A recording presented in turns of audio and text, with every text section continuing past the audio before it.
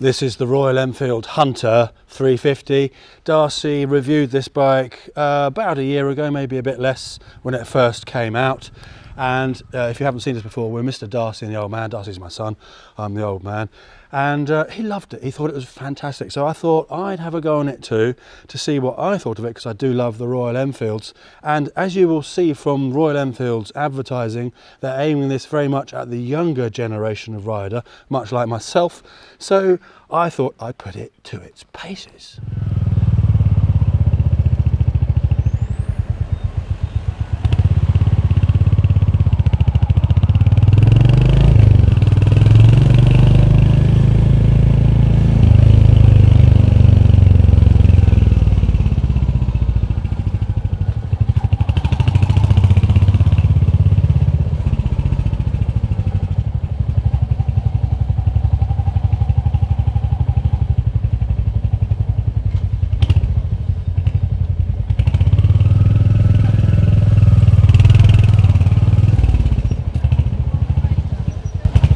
The Hunter 350 has very much been designed as an urban bike. It's got very compact dimensions, you've got smaller diameter wheels, steeper forks, so that gives you really manoeuvrable handling. So in and out of city traffic, this is very, very manoeuvrable, but that manoeuvrability also makes it quite a nice country lane bike. If you're on the little back road somewhere, it kind of handles like a little mini sports bike, if you like.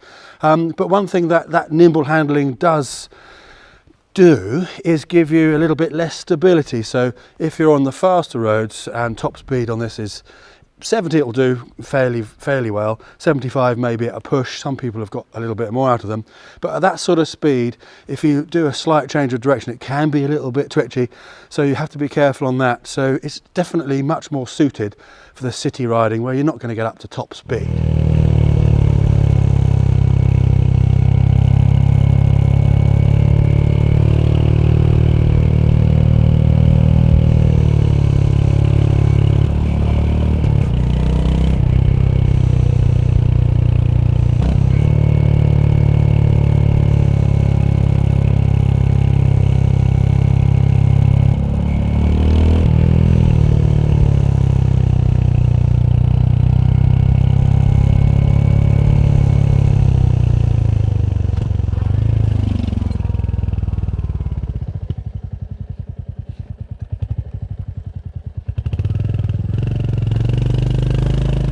This little 350 has, I've written it down, I can only remember one fact at a time now, so I have to write things down if I'm going to have to say more than one thing.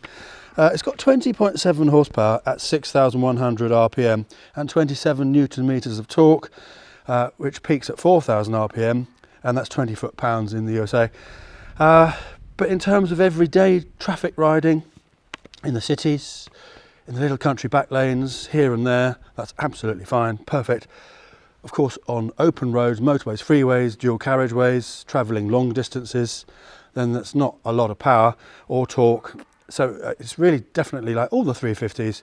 They're great back road bikes, great city bikes, but not the best bike for long journeys. Of course, you can do it on that and it would be fine, but you'd have to take your time and enjoy stopping off here and there. Now, you've got USB here somewhere. Fantastic. You can charge your phone if you have a phone. And anyone under the age of 30 will have a phone. If you're like me, you miss the phone boxes.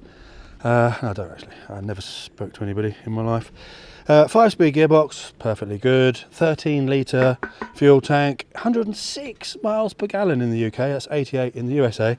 Different size gallons, you see. Only weighs 181 kilograms. That's 399 pounds. And that is not a lot. And in terms of pounds, in money, it's 3,899 in the UK. Check in your country how much it is. It's not expensive, is it? It's a cheap bike and it does everything that you'd expect it to do, and it's great fun. And one thing I don't like though is this off-centre dial. I'm on a mission. I'm on a mission to stop manufacturers making off-centre dials and put proper mudguards on the front of motorbikes. That's my mission now.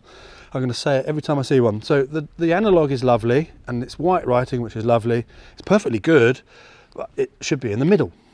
So aesthetics are important, and that should be in the middle. Now, in terms of the mudguard, as you will see, it's tiny. Well, actually on this it's not too tiny on this.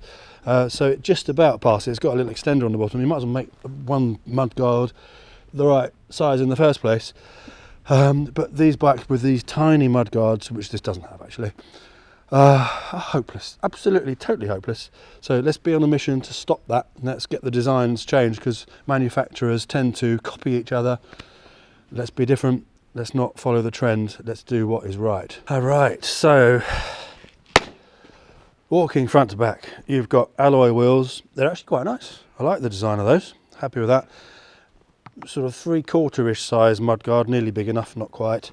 Nice normal headlight, nice and round. I say that because some of them look like insects and I can't bear that. That's nice. Already spoken about the speedometer thing.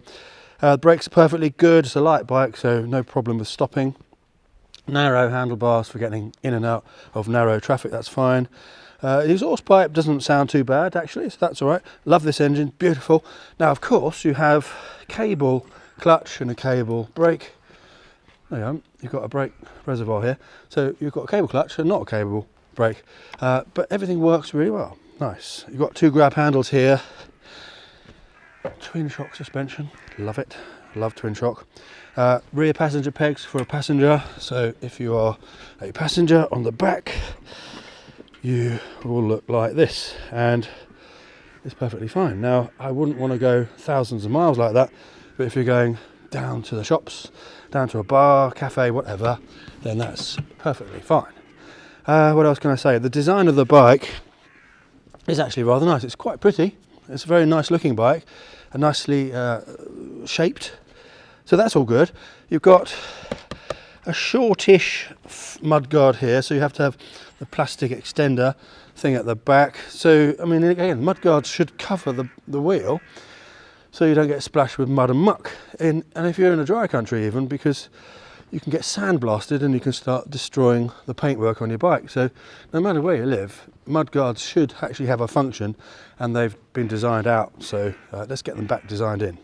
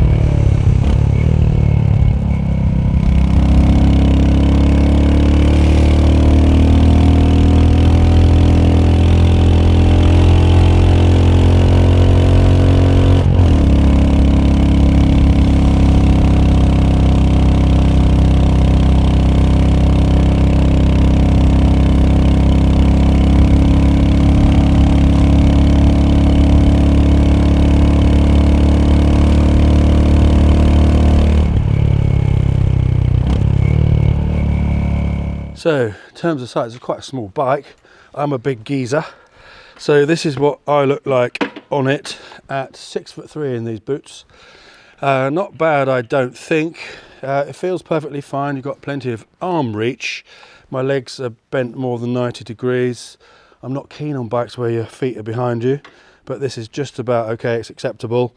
If you're a shorter person, I nearly said short ass. If you're a shorter person, then you'd be fine too, because it's not a big bike, so you'd be perfectly right on it. I can't get off. There we are. Now, that brings me to another point. As you saw when I was getting off, the stand is such that the bike is only just over the vertical. So if you're on a bit of a slope, it's easy for the bike to tip the other way, you see. As I said in the beginning, this channel is a 2-man band. There's me and my son, and we alternate doing the videos. Sometimes we get together. But one thing you can be certain of is that if Darcy says something about a motorbike, it's accurate, because all the bikes that he's ridden, that I've ridden, we concur 100%. So don't be afraid to think, oh, I want to wait to see what I think, the old man, or vice versa. We both agree we have the same feel for motorbikes, the same passion and the same love of classic design or beautiful design. Even if it's modern, if it's beautiful, it's fine. So the things I will say about the bike, and Darcy probably will say the same too, so don't worry there.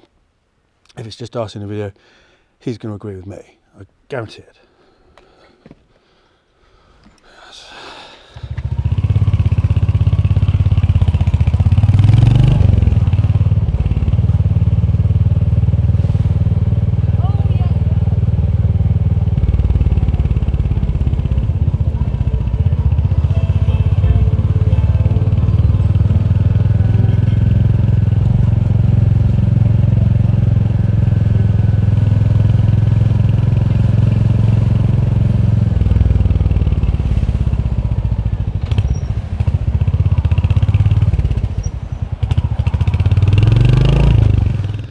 As I said, it's very much aimed at the younger rider, urban rider, and in the UK there are 4 people under the age of 21 who ride motorbikes.